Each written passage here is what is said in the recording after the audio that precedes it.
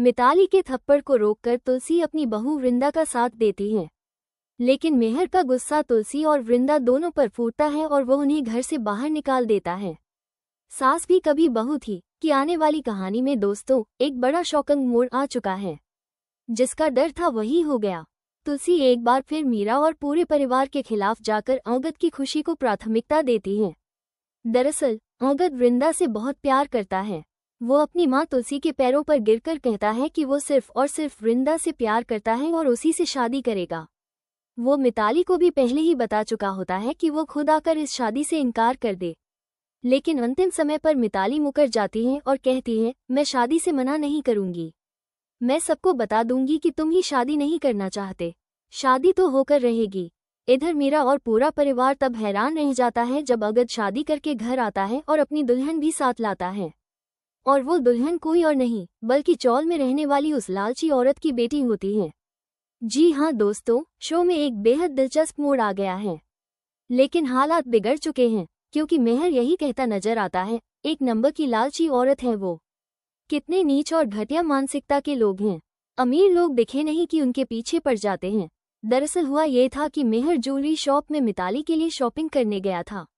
वहीं वृंदा की मां पहुंच जाती है और ढेर सारी गोल्ड ज्वेलरी खरीद लेती है, जिसका बिल 32 लाख रुपये बनता है।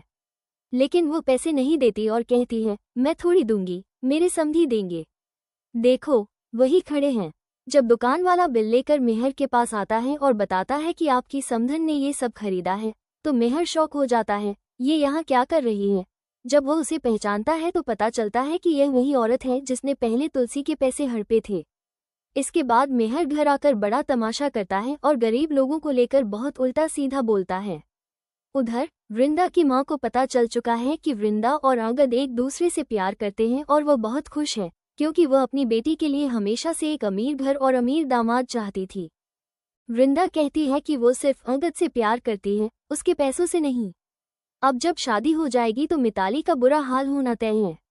गुस्से में वो वृंदा को थप्पड़ मारने ही वाली होती है कि तुलसी उसका हाथ पकड़ लेती है।